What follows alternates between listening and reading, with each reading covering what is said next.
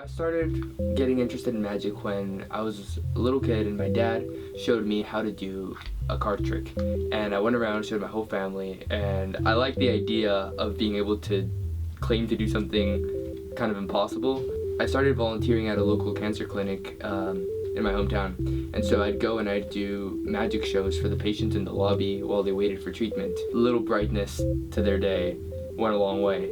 And that's when I started realizing, this is not just something fun for me to do, this is something that has an impact on people. I started learning through, just like everyone else, online, books, reading the biographies of other magicians, what they've done, watching magic shows. It probably, takes just as much time to practice magic and keep up to date with things and, spend hours practicing and outperforming and testing things as it does, studying for a class. So it's like taking another class or another 2 classes. Magicians have textbooks, I would say. I've got, the Tarbell course in magic, Royal Road to Card Magic. This is like the basic tools that every magician goes back to. Once you do this for a while, you tend to look at the world in a very different way.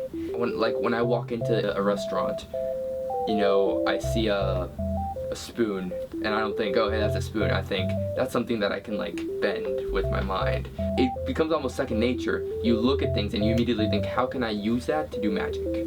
My favorite trick that I perform, and I have to perform this one with a good friend of mine, his name's Michael Winardo, and we perform this trick called the Metamorphosis Illusion, which is actually created by Harry Houdini.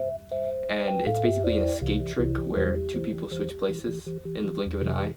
I also love doing card tricks involving mind reading. I love magic. I love it so much, and I would love to be able to perform. I'm not relying on that as a career, but definitely if I get the opportunity to go out and perform successfully for the rest of my life, that is something I would be very serious about pursuing. How much of what I do is real versus fake? I'll tell you this, there are different ways and techniques to create the illusions that these things are possible, and that's what magic is all about, giving the audience a sense that what we're doing is real. Which is why magic is actually probably very different from every performing art, such as dancing and painting and singing and all that is a showcase of skill. Whereas in magic, we try to downplay skill because we want to make it actually look magical. So I'm not claiming that what I do is real magic. However, the reason that I love magic is this. I don't get tired of performing the same trick over and over and over because everyone's reaction is different, and in that moment when I'm doing the trick, yeah, I know what the trick is behind it, I know what the illusion is, I know it's not real magic, but in their minds, they see it as real magic. Magic isn't about fooling people, it's about making sure that they're entertained and they have a good experience. So when I'm performing for people who may be a little more skeptical, I'm not focused on, can I fool them? It's, did they enjoy being a part of the magic trick? Are they having fun? And most of the time that means fooling them, but not always.